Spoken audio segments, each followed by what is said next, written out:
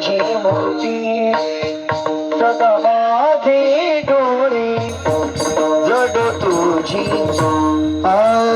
सदा माझे डोळे जड तुझे म्हणते सदा माझे डोळे जड तुझे म्हणते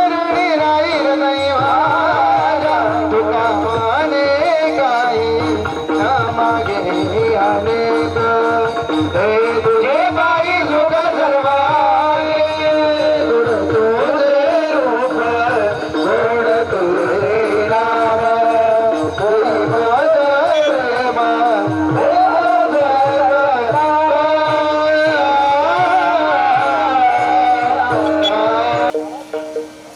हॅलो हे पहा महाराजांचं आगमन झालेलं आहे.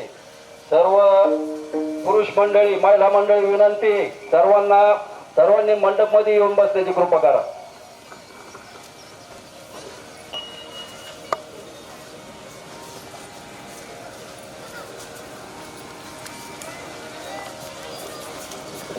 भैया ओ भैया ओ भैया ए भैया ओ ए भैया थोड़ा बदल जाना.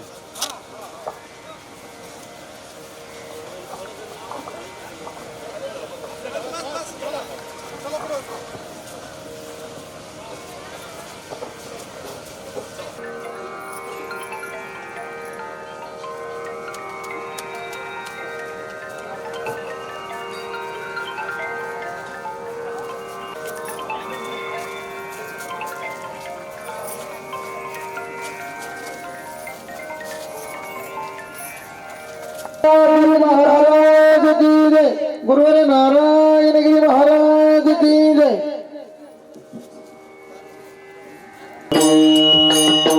जय राम कृष्ण हरे जय जय राम कृष्ण जय राम कृष्ण हरे जय जय राम कृष्ण जय राम कृष्ण हरे राम कृष्ण जय राम कृष्ण हरे जय राम कृष्ण जय राम कृष्ण जय राम कृष्ण जय राम कृष्ण जय राम कृष्ण जय राम कृष्ण कृष्ण जय राम कृष्ण जय राम कृष्ण जय राम कृष्ण जय राम कृष्ण जय राम जय राम कृष्ण जय राम हरि जय राम कृष्ण जय जय राम.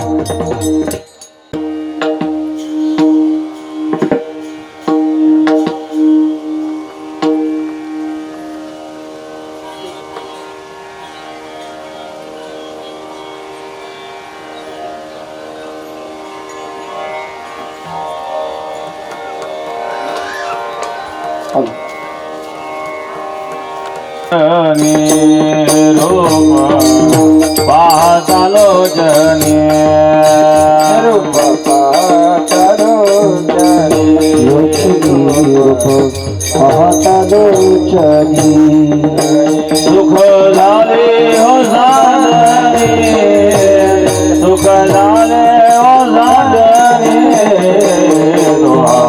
विठ्ठल बरवा विठ्ठल बरवा सुख झाले साधने सुख झाले साधने विठ्ठल बरवा विठ्ठल बरवा तोहा माधव बरवा तोहा माधव बरवा तोहा विठ्ठल बरवा तोहा विठ्ठल बरवा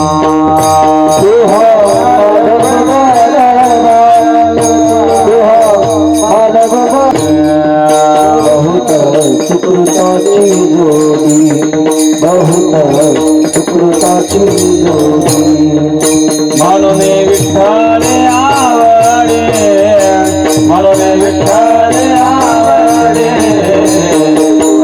विठ्ठल बरवा विठ्ठल बरवा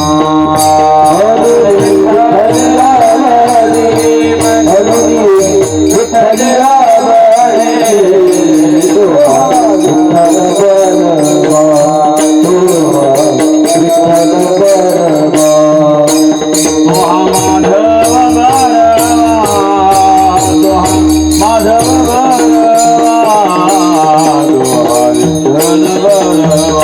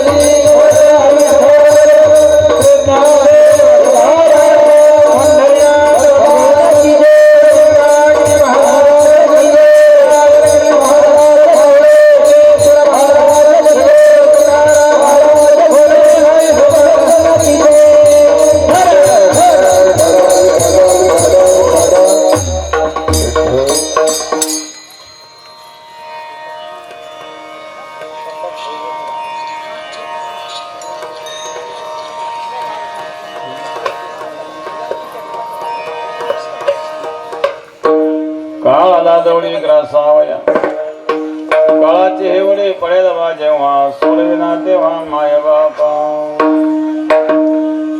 सोडविना राधा देशीचा चौधरी अनेक सरे भले भले गेन गेन बाबा काळाचे हेवडे पडेल बा जेव्हा सोडविना तेव्हा माय बाप तुका म्हणे तुझ सोडविना कोणी एका चक्रपाणी वाचून या काळाची हेवडे पडेल बा जेव्हा सोडविना तेव्हा माय बाप पांडुरंगा गुरु प्रथमान मना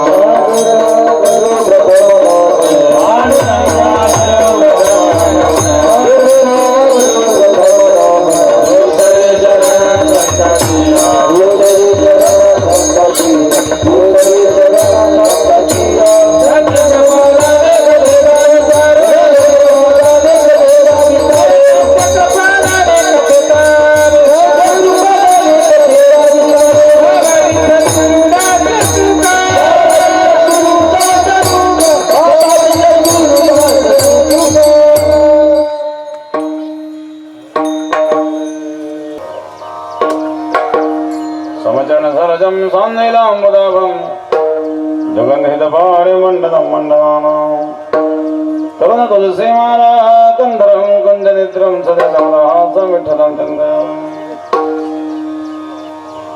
ॐ नमो ज्ञानेश्वराय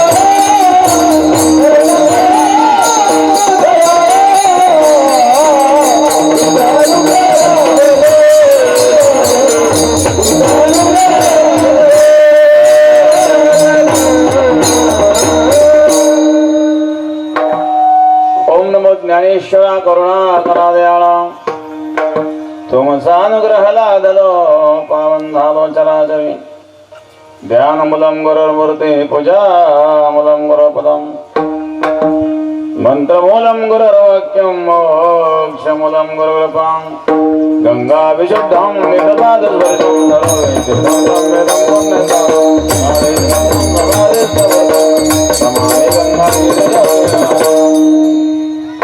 शुचिशीला समोदक्ष सप्रताप विजयचंद्रम तम नारायणगिरिं वंदे सच्चिदानंद विग्रहं युगराज सद्गुरु गंगागिरी महाराजांच्या कृपेने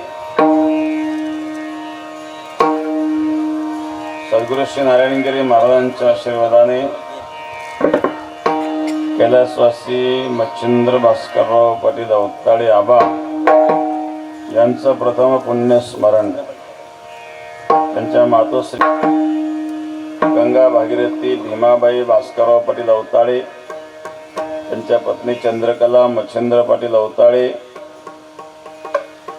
मुलगा मयूर मच्छिंद्र अवताडे शुभम मच्छिंद्र अवताडे मयूर मच्छिंद्र अवताडे शुभम मच्छिंद्र अवताडे कैलासवासी मच्छिंद्र भास्करराव पाटील अवताडे त्यांचं असणारं प्रथम पुण्यस्मरण त्या निमित्ताने असणारी कीर्तन सेवा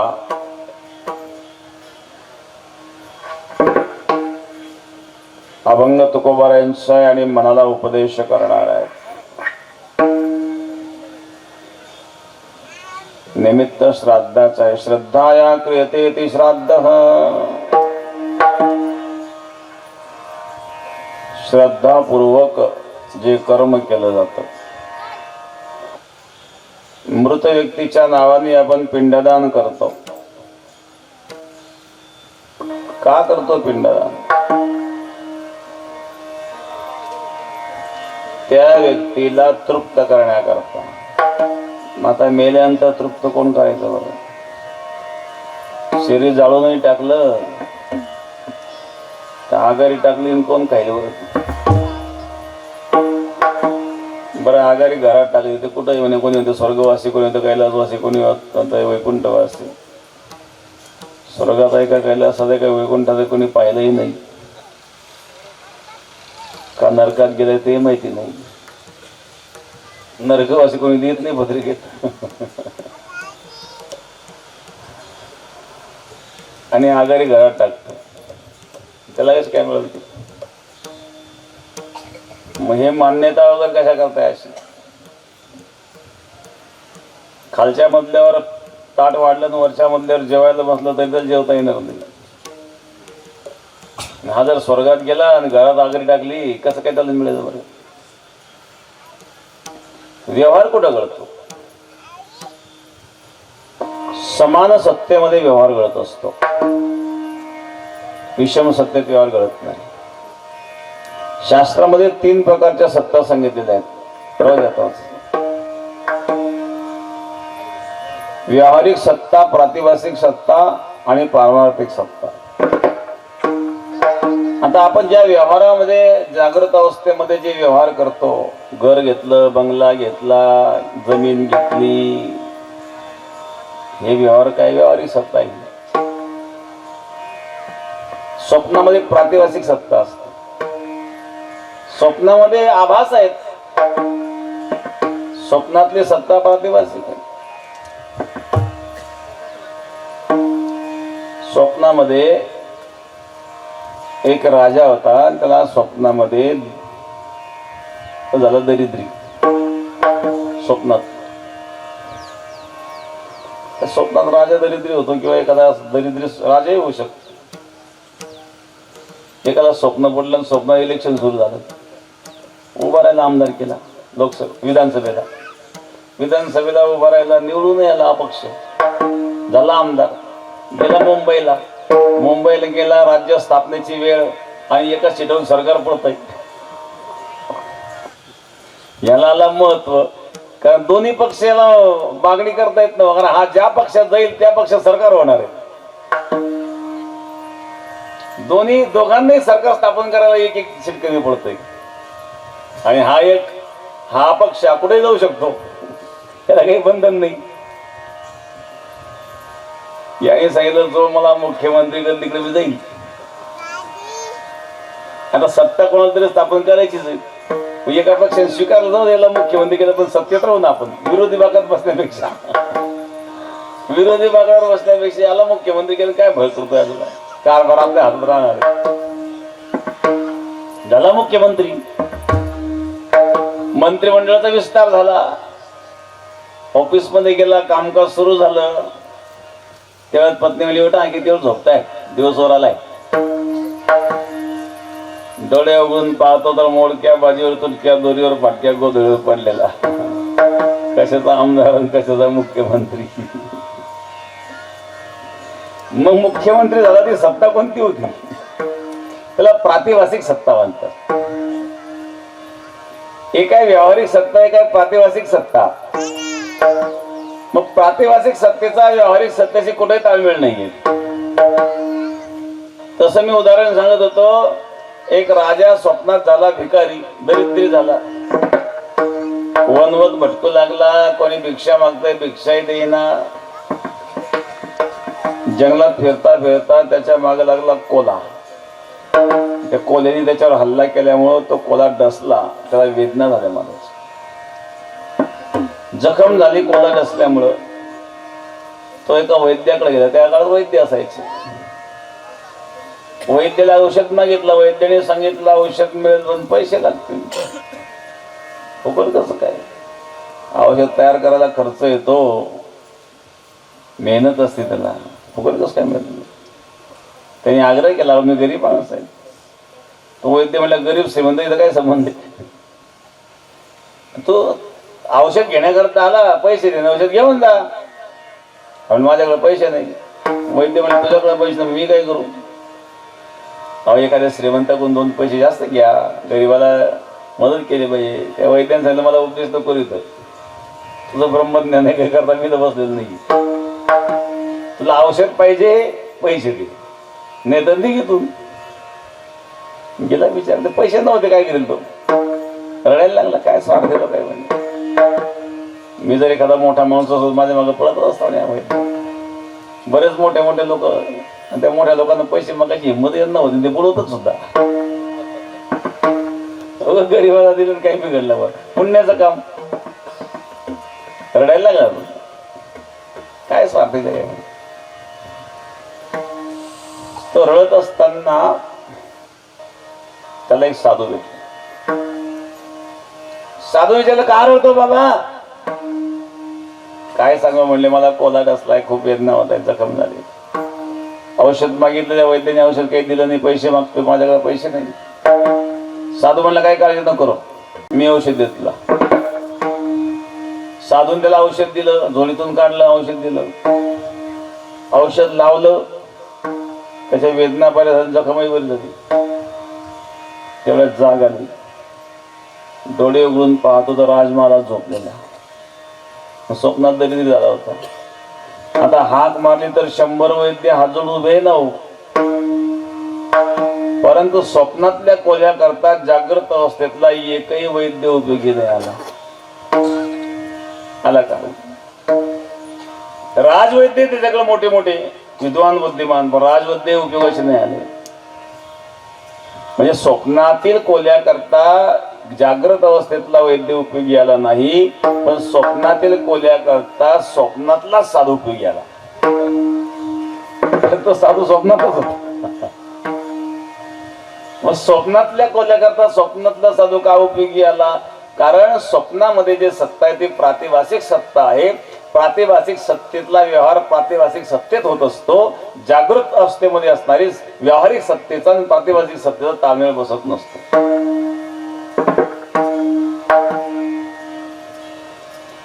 तिसरे पारमार्थिक सत्ता.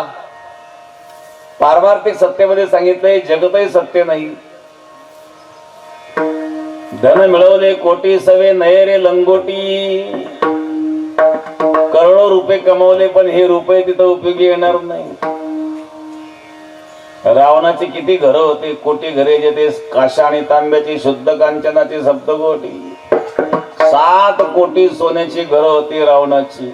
रावणाच्या बंगल्याचा व्हॅल्युएशन काढलं आजच्या मार्केटच्या हिशोबाने.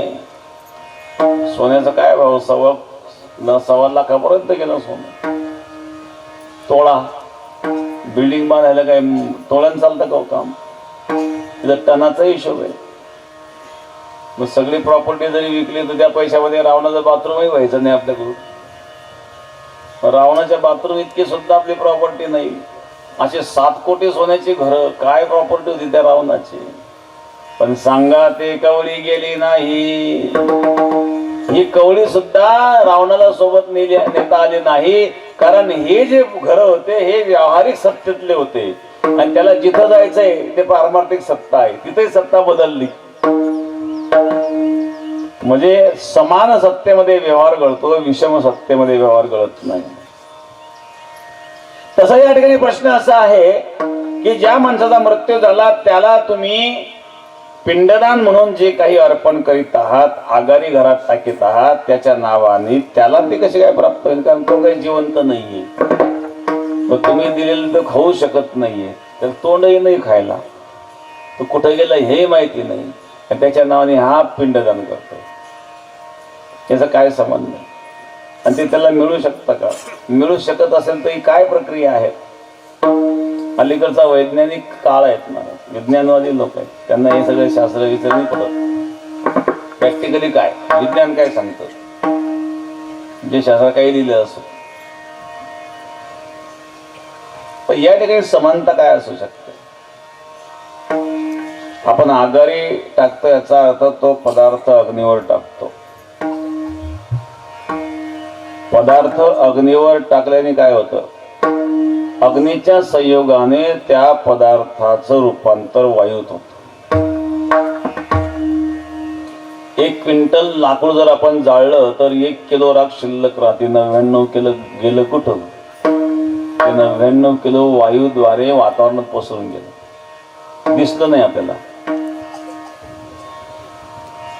जसं इथं जर विस्तो आणला आणि त्या विस्तावर जर लवंगी मिरची टाकलीत काय होईल? ठसका लागेल ना. म्हणजे काय झालं? 2 ग्रॅमची मिरची 100 लोकांच्या नाकापर्यंत पोहोचली. हे काम कोणी केलं? हे अग्नीने केलं. इथं काय प्रक्रिया झाली? अग्नीचा आणि त्या मिरचीचा संयोग झाला आणि त्या मिरचीमध्ये असणारे जे सूक्ष्म तत्व आहे ते त्या मिरचीपासून बाजूला केले अग्नीने. नवे नवे घनरूप अग्नीला वायुरूप करण्याचं काम अग्नीने केलं. घनरूप मिरचीला, मिरची घनरूप आहेत पण अग्नीच्या संयोगाने ते वायुरूप झाले आणि वायुरूप झाल्यामुळे ते वातावरणात पसरले आणि आपल्या नाकापर्यंत आली म्हणून ठसका लागला. तसं आगरी टाकताना जो पदार्थ आपण अग्नीवर टाकतो त्या पदार्थाला वायुरूप बनवलं जातं. आणि वायुरूप पदार्थ बनल्यानंतर त्याचं काय घडतं की शास्त्राने सांगितलं पितरांचं शरीर हे वायू प्रधान असतं, देवतांचं शरीर अग्निप्रधान आहे, मानवाचं शरीर पृथ्वी प्रधान आहे. मनुष्याच्या शरीरामध्ये पृथ्वी तत्व अधिक असल्यामुळे पृथ्वी प्रधान शरीर झालं. देवतांचं शरीर अग्निप्रधान असतं. म्हणून असं म्हणतात देवतांना देवाला सावली नसते. ते शरीर जरी दिसलं तरी त्याला सावली पडत नाही, कारण ते शरीर तेजोमय असतं, ते हाडामासाचं नसतं, ते पृथ्वी प्रधान नसतं. आणि म्हणून देवतांचं शरीर अग्निप्रधान असतं आणि पितरांचं शरीर हे वायू प्रधान असतं. आत्मा हा वायुरूप असतो. मग आता शरीर हे वायू प्रधान आहे. आपण आगरी टाकली म्हणजे जो पदार्थ अग्नीच्या संयोगात येतो तो वायुरूप बनतो. मग वायुरूप पदार्थ वायुरूप शरीर सेवन करू शकतो, म्हणजे त्याला सेवन करण्यास योग्य तो पदार्थ बनतो आणि त्यामुळं तो पितरांना प्राप्त होऊ शकतो. हे त्याचे एक वैज्ञानिक कारण आहे. म्हणून पिंडदानाला देखील महत्व आहे. श्राद्धामध्ये आपण पिंडदान करतो. निमित्त श्राद्धाचा आहे, अभंग आहे, तुकोबाऱ्यांचा आणि मनाला उपदेश करणार आहे. जगामध्ये उपदेश करणारे फार लोक आहेत. काय बदललं का जग? जसं जसं काही लोकांनी पोथ्या वाचून वाचून पोथ्यांची पानं भरून टाकली, काहीच बदल नाही. जसं तसं ठिकाणी एक गारगुटीचा दगड होता, पाण्यात टाकून ठेवला. 10 वर्ष नंतर काढला. बाहेर काढल्या लोखंडाला घर्षण केल्याबरोबर ढिंगी पडलीच. 10 वर्ष पाण्यात राहिला तो, काही परिणाम नाही. तसं काही पोथ्या वाचा का कीर्तन ऐका का कीर्तनकार उघडून पाचा. आता अशांना उपदेशाचा काय उपयोग आहे? एक तर उपदेश करणारा बद्दल ऐकणाऱ्याच्या मनामध्ये आदर असावा. आदर नसेल तरी उपदेश उपयोगाचा नाही. दुसरी महत्वाची गोष्ट, ज्याला तुम्ही सांगत आहात त्याचे ऐकण्याची मानसिकता असावी. ऐकण्याची मानसिकता नसेल तुम्ही किती सांगा, किती तत्वज्ञान सांगा, त्याच्या डोक्यात ते शिरणार का? मन दुसरीकडेच फिरतंय त्याचं. तो कशाला ऐकल? बसलाय फक्त तुमच्या समोर. कीर्तन म्हटलं की 50च्या पुढचे जास्त दिसतात. आता इथं सुद्धा तपास काढा बरं, 50च्या पुढचे किती आहेत, त्याच्या आतले किती आहेत. 90% पुढे तर 50च्या पुढचे दिसतात. असं का बरं? कारण ते ऐकण्याची मानसिकता तयार व्हावी लागते. ती मानसिकता तयार होण्याकरता तेवढे दिवस जातातच. संसारामध्ये होरपळून चटके बसून हळूहळू मानसिकता तयार व्हायला लागते. कधी हा लोकांना फसवतो, कधी लोक याला फसवतात.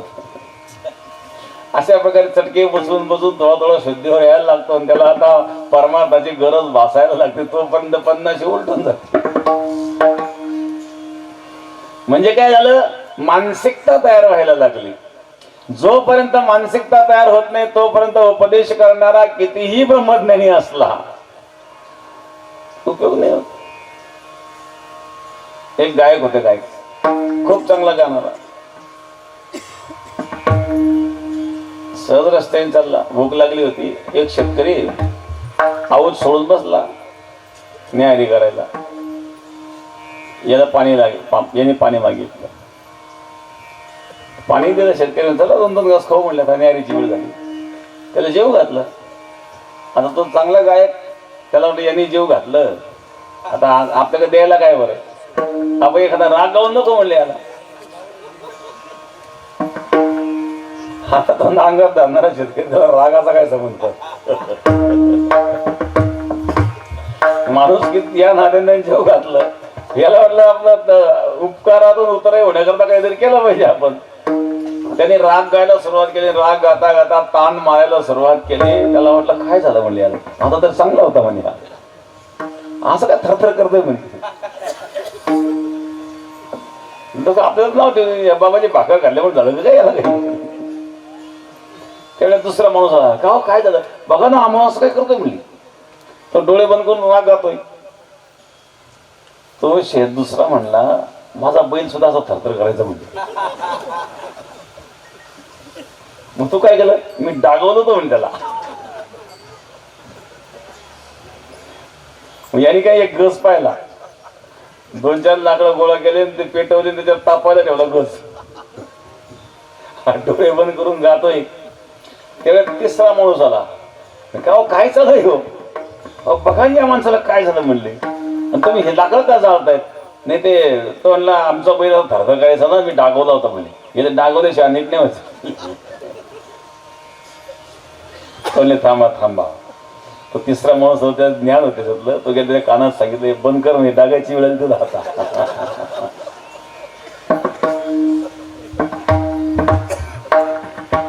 त्याला ज्ञान नाही. गायनाचा एवढा मोठा तज्ञ गायक, त्याला ऐकणारे त्या पद्धतीचे असले पाहिजे. तानसेन सारखा गायक आहे, तानसेनचं वर्णन करायचं तर ते भीमसेन पाहिजे तिथं. भलत्या थोडी भलतं जमत असतं. म्हणजे याचा अर्थ काय झाला, ज्याला तुम्ही उपदेश करताय तो त्या अधिकाराचा असावा, त्या योग्यतेचा असावा, त्याची ती मानसिकता असावी. नसेल मानसिकता तर उपयोग होत नाही.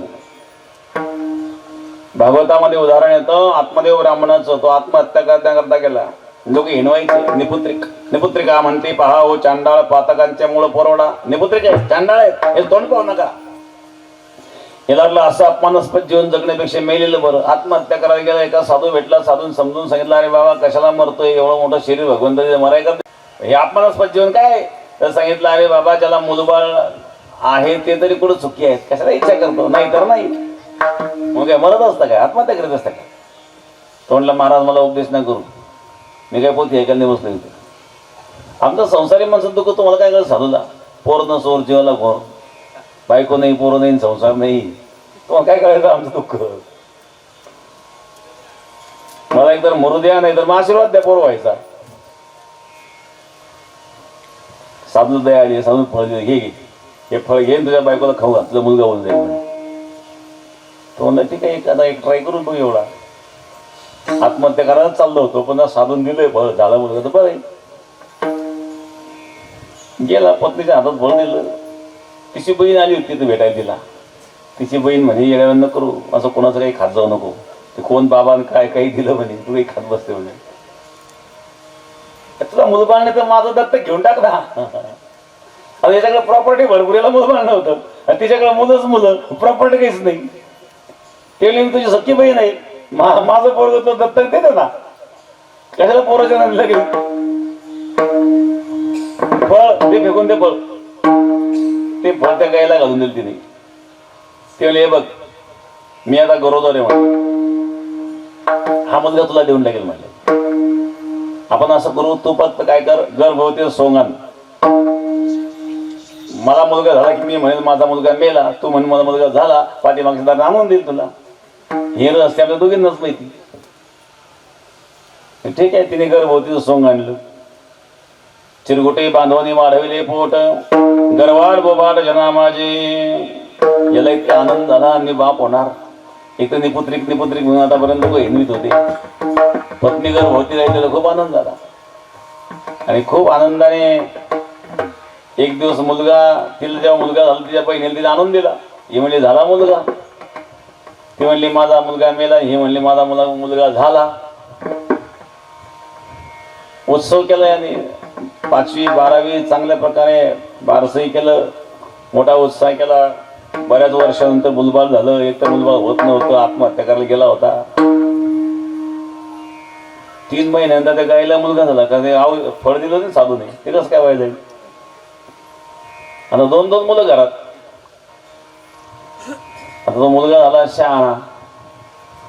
शहाणा झाल्यावर लागला दारू प्यायला, व्यसनाधीन झाला.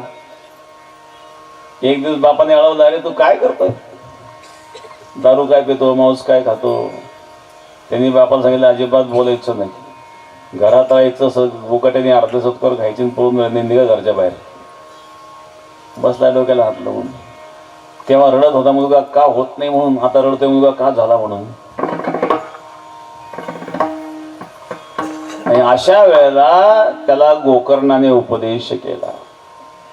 देहस्त्रिमांसरुधिरे भीमते त्यजत्वं जाया सुतादिश सदा ममताय मंचा पश्चान्निशं जगदिदं घनभङ्गदिष्ट वैराग्यरागरसिको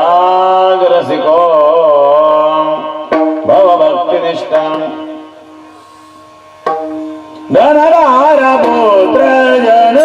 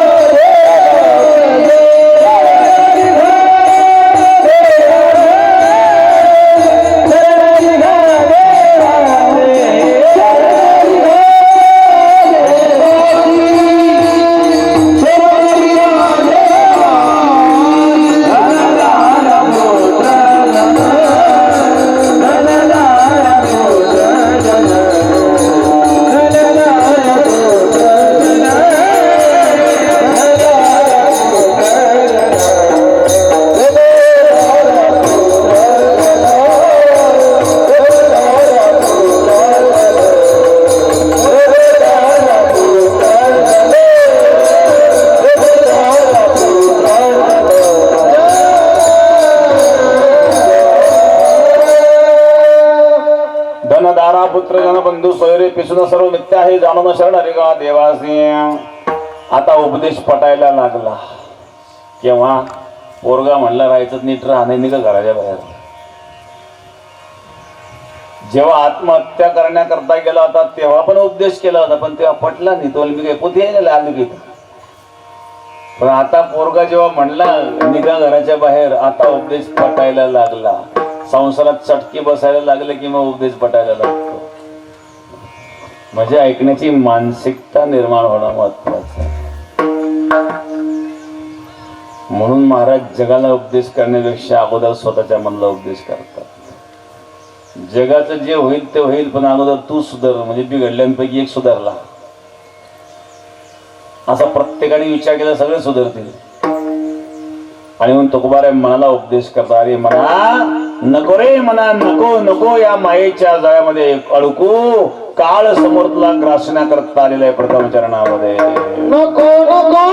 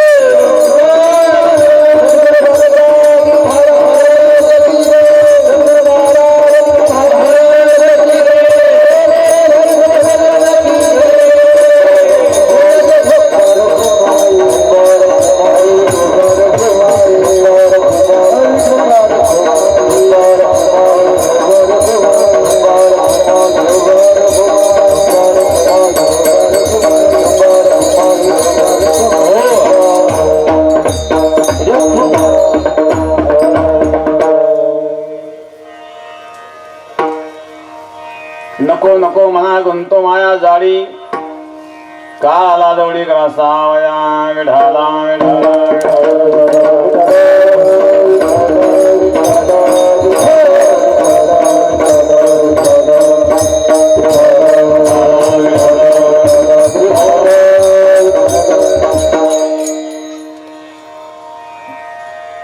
प्रथम वर्ष श्राद्धाच्या निमित्ताने उपस्थित सर्व अवताळे परिवारावर प्रेम करणारे त्यांचे आप्तेष्ट मित्रगण भक्तगण सरालेकर गोरधनकर माळेवाडीकर आंबेलोळकर सर्वांना धन्यवाद. जास्त लांबीत नाही मी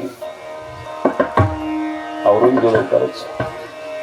पुढं डाक पिंपळगावला कार्यक्रम आहे अजून नगीना पिंपळगावला एक कार्यक्रम आहे. तोही जास्त लेट करण्यापेक्षा हा आवरला म्हणजे मग लांबून लांबून काही पाहुणे आलेले असतात. नको नको मना गुंतू माया जाळी काळ आला जवळी ग्रासावया रे मना. जगाला उपदेश करण्यापेक्षा अगोदर मनाला उपदेश कर. तुकाराम मनाला उपदेश कर. काय उपदेश करताय? निरर्थक चिंतन करणं मनाचा स्वभाव आहे. या मनामध्ये काही अवगुण आहे, हे अवगुण गेले पाहिजे. काय अवगुण आहे मनामध्ये? मनुष्य रिकामा बसल्यावर मन रिकामा बसत नाही. काही उद्योग करत पण नको ते चिंतन करतो. ते काही गरज नसलेलं चिंतन करतो आणि अडकतं कुठं कुठं. कौसल्याने घर सुदृढोपायी केले, दोन्ही द्वार निंपून यात गुंतू गुंतू मेले. कोश केला असतो, कोश तयार करतो. बाहेर पडायला दरवाजा चिरते, मध्ये गुदमरून मरतो. तसं मनुष्याने संसारामध्ये हा कोश तयार केलेला आहे. संसार म्हणजे याच्यात गुदमरतोय हा, बाहेर पडता येत नाही. गुदमरतात काही नको. बायको जमत नाही पण सोडता येत नाही. सासू सुना जमत नाही, सासूला सोडता येत, सुनाला सोडता येत नाही. जमू का न जमू यावंच लागतं, घरात राहावंच लागतं. कोई तन दुखी कोई मन दुखी कोई धन बिन रहता, थोडे थोडे सुख दुखी शिकी श्याम केला.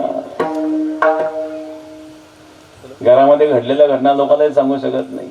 बिचारा रात्र जो टेन्शन मध्ये असतो तो सोडू शकत नाही, सोडण्याची हिंमत नाही. म्हणजे एक दुःखच आहे. काय जगणं आहेत मला. काहींचं आयुष्य असं गेलं टेन्शन मध्ये. मनाचा स्वभाव आहे.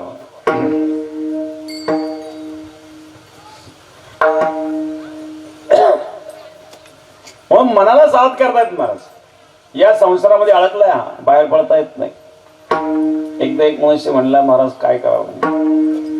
लग्न व्हायच्या अगोदर तुमची भेट झाली बरं झालं. या झंझटीत पडलो तरी नसतो. आता काही पर्याय नाही. आता तुकाराम महाराज जगाची रीत सांगताय. जगामध्ये असे अनेक लोक आहेत की अशा काळजीत पडले, सुटत नाही. सोडावं वाटतं पण सुटत नाही. अडकला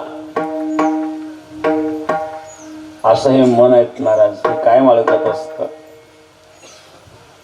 म्हणून मनाला सावध करतायत महाराज. नको नको मना गुंतो माया जाळी. अरे मना या मायेच्या जाळ्यामध्ये अडकू नको. कारण काळ आला जवळी ग्रासावया. तुझ्या समोर काळ मृत्यू जवळ आलेला आहे. सावध करतायत. या मनाच्या ठिकाणी अवगुण आहेत, नको ते चिंतन. माऊली वर्णन करतात. ऋणू झुनू ऋणू ऋणू झुनू ऋणू झुनू रे वनरा. सारे तू आवडून रे वनरा. सारे तू आवडून रे वनरा.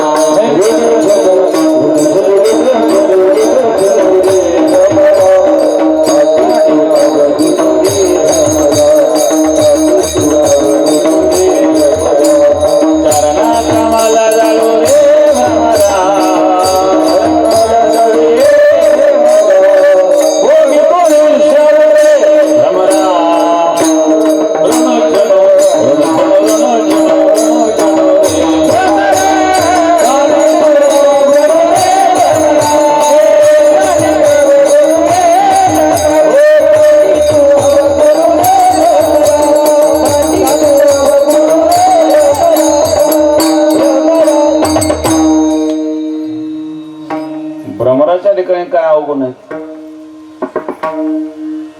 भ्रमराच्या ठिकाणी अवगुण सांगितले. एक भ्रमर गेला, एका भिंतीवर चित्र काढलेलं होतं तळ्याचं. त्या तळ्यात कमळ खिल्लेलं होतं. त्याला वाटलं बसावं कमळावर. भिंतीला तळकला का ते खरं कमळ नव्हतं, ते चित्र होतं. ते चित्रात खरं कमळ होतं. एक भ्रमर पळसाच्या फुल दिसलेला. पळसाचं फुल नव्हतं, पळसाच्या झाडावर पोपट बसलेला होता. त्याला पालवा फुटलेला पळसाला. हिरव्या पाल्यात हिरवा पोपट काय काही दिसला नाही, पण पोपटाची चोच पळसाच्या फुलासारखी भासली. पण पोपटाची चोच आणि पळसाचं फुल आकारही सारखा, रंगही सारखाच. त्या भ्रमराला वाटलं या काळात पळसाला फुल येत नसतं, कसं काय फुलाला? बरं आलंय तर आता मकरंद सेवन करण्याचा आनंद का सोडला पाहिजे? म्हणून ते भ्रमर उडत गेले त्या पळसाच्या झाडाजवळ, पोपटाजवळ. त्या पोपटाने पाहिलं भ्रमराकडं. आता पोपटाच्या चोचीकडे पाहून याला पळसाच्या फुलाचा भास झाला आणि भ्रमराकडे पाहून त्या पोपटाला जांभळाचा भास झाला. त्या पोपटाला वाटलं तर जांभळीचं झाड असलं पाहिजे आणि आयतं जांभूळ जर तोंडात पळत असेल तर का सोडावं? आयतं जांभूळ सोडू नये माणसाने. आयतं जांभूळ तोंडात येत. त्या पोपटाने झळप घाली, ते भ्रमरालाच खाऊन टाकलं. जांभूळ समजून आता जांभूळ समजून भ्रमराला खाल्लं. गेलं मेलं नव्हते, त्याला पळसाचं फुल आहे. पळसाचं फुल नव्हतंच.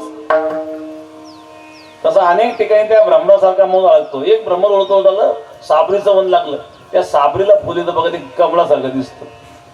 त्याला म्हणलं कमळच आहे. त्यात सुगंधही नाही, मकरंदही नाही, काटे मात्र टोचतात. त्या कमळ समोर त्या फुलावर बसला आणि त्या साबरीचे काटेच टोचले. त्याला फाटले पंख, मकरंद काही मिळालंच नाही. तसं या माणसाला इकडं सुख मिळत, तिकडं सुख मिळत. इकडे जातो, तिकडे जातो आणि ठेचा खाऊन फिरत येतो. त्या भ्रमराचा याच्यात काय फरक आहे? आणि मग मनाला भ्रमराचं रूपात केलेलं आहे. इंद्रिय शलपदाचारी जीव भ्रमरा दे, हे जीवरूपी भ्रमर आहे. आणि मग ऋण झुनो रे भ्रमरा, साठी तो गुणो रे भ्रमरा, चरण कमल दळो रे भ्रमरा, भोगी तो निश्चळो रे भ्रमरा. अरे भ्रमरा एका ठिकाणी नको भटकू. मग चरण कमळ दळो रे भ्रमरा, भगवंताच्या चरण रूपी कमळाचा आस्वाद घे. बाकी सगळी फसवी गेली आहे संसारामध्ये. म्हणून महाराज उपदेश करतात, मनाला नको नको मना गुंतू माया दावी, निरर्थक चिंतन करू नको. काळ आला जवळी ग्रासावया, समोर काळ आलेला आहे आणि काळ जेव्हा तुझ्या रोळी टाकेल तेव्हा तुला कोणी सोडवणार नाही. द्वितीय चरणामध्ये काळाची बुडी पडेल देवा, काळाची बुडी पडेल देवा, काळाची बुडी पडेल देवा, बुडी पडेल देवा, काळाची बुडी पडेल देवा, काळाची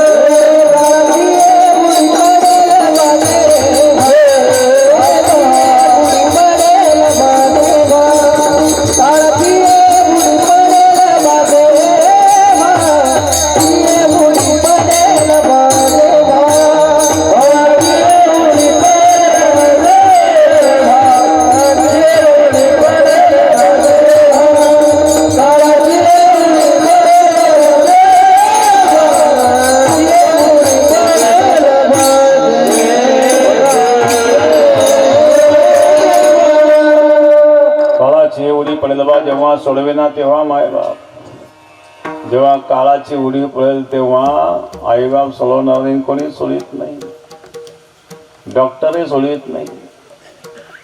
बरेच लोक कोरोना झाले तेव्हा हॉस्पिटल येताना मुळदेच बाहेर आले.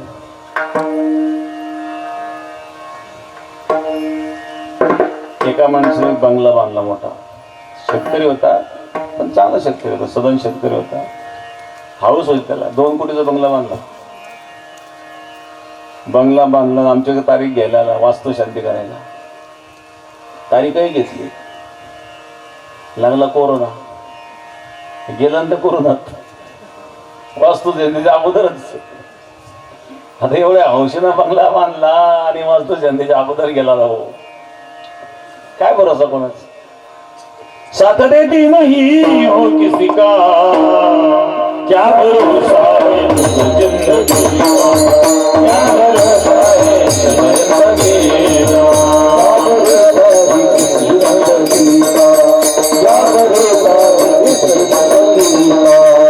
साथ देती नहीं, साथ देती नहीं, साथ देती नहीं हो किसी का, साथ देती नहीं हो किसी का, क्या भरोसा है जिंदगी का,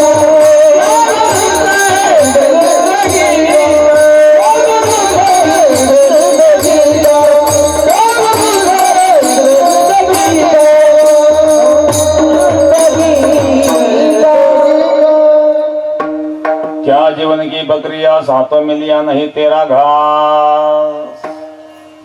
म्हणून सावध करतायत महाराज, काळाची ही उडी पडेल बा जेव्हा सोडविना तेव्हा मायबा. माता पिता सोडवणार नाही मग कोण सोडवेल. राजा सोडेल का, कोणी चौधरी सोडेल का, सोयरे सोडवतील का. सोयरे तर अजिबात नाही, सोयरे फक्त सोयीपुरतेच असतात. जन हे सुखाचे दिल्या घेतल्याचे अंतकाळीचे नाही कोणी. म्हणून कोणी राजा सोडवणार नाही, चौधरी सोडवणार नाही, सोयरे अजिबात नाही तृतीय चरणामध्ये.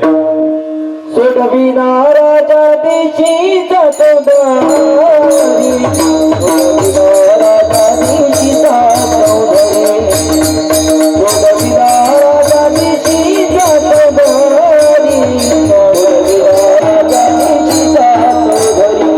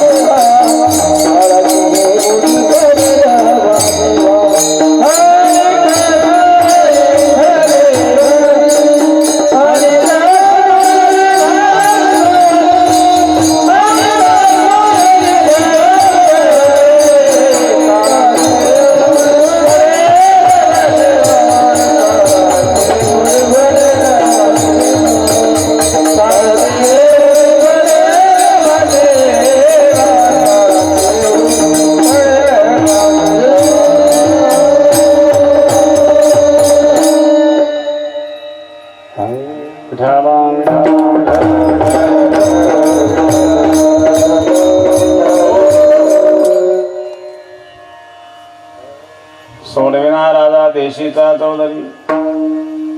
अनेक सोयरे भली भली, कोणी राजा सोडवणार नाही, कोणी चौधरी सोडवणार नाही, सोयरे सोडवणार नाही.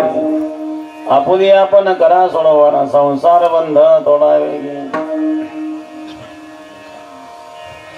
एका झाडावर 20-25 माकड उड्या मारित होते. एक पारगी आला आणि त्याला माकड धरायचं होतं. माकड हातात लागणं सोपं आहे का?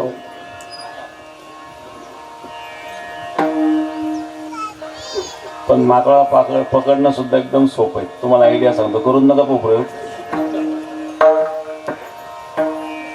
त्या माणसाने माकड कसं धरलं हे तुम्हाला सांगतो.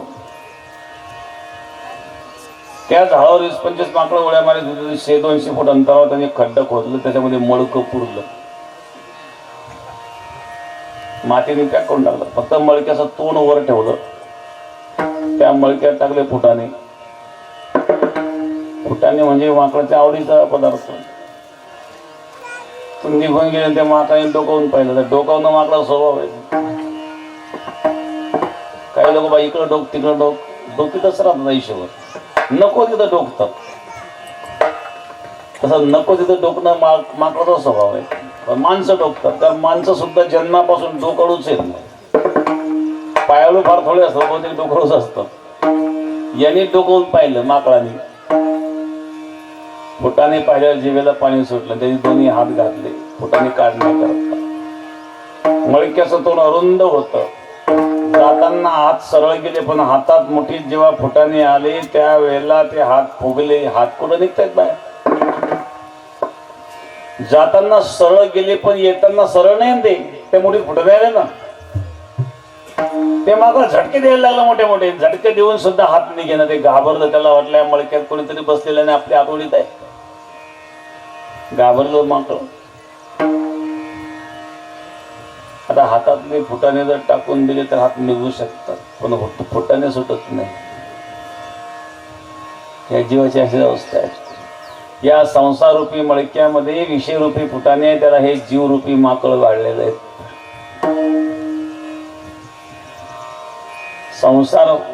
संसारामध्ये कंटाळला येतो, पण संसार सुटत नाही. हे संसाररूपी फुटाने आहेत, विषयरूपी फुटाने सुटत नाही. शेवटी पारधी आला आणि त्या माकडाला पकडलं महाराज. तुकाराम महाराज सांगतात, माकडे मुठीशी धरिले फुटाने,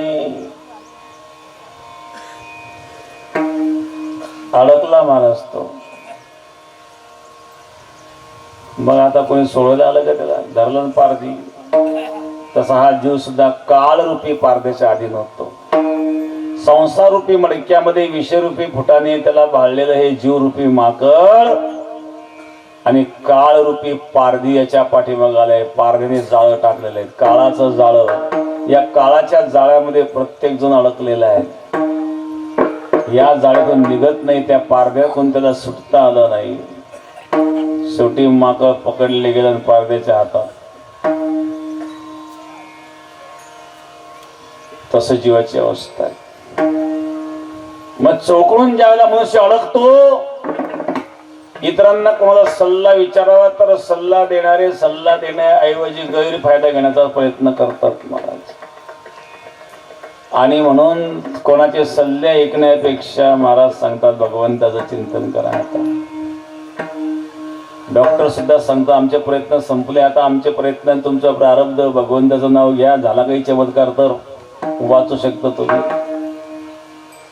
मग अशा वेळेला भगवंताचं स्मरण झाल्याशिवाय राहत नाही. महाराज सांगतात भगवंताशिवाय तुम्हाला कोणी सोडवणार नाही. शेवटच्या चरणामध्ये तुका म्हणे तुझा सोडविन कोणी, तुका म्हणे तुझा सोडविन कोणी, तुका म्हणे तुझा सोडविन कोणी,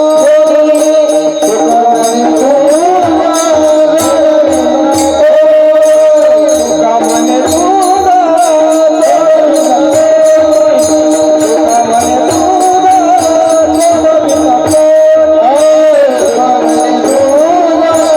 कोणी.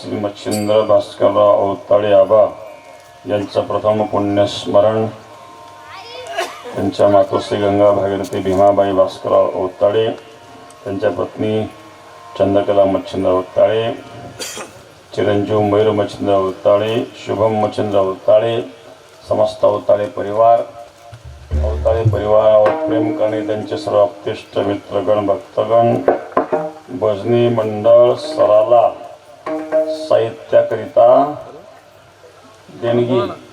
चला भजनी मंडळ अवताळे परिवाराच्या वतीने दुकानला किती घरी अवतारे परिवार हा बेटाशी जोडलेला निष्ठावान परिवार आहे. सराला गाव हे बेटाचं आहे म्हणण्यापेक्षा बेट सरालेच आहेत.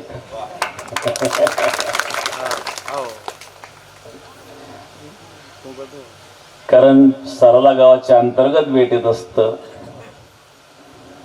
आणि परिसरातील भक्तगण या ठिकाणी उपस्थित आहेत. अवताळे परिवाराचे पाहुणे मंडळी उपस्थित आहेत. सर्वांना धन्यवाद. झालेली सेवा प्रभूचरणी समर्पण. विठ्ठल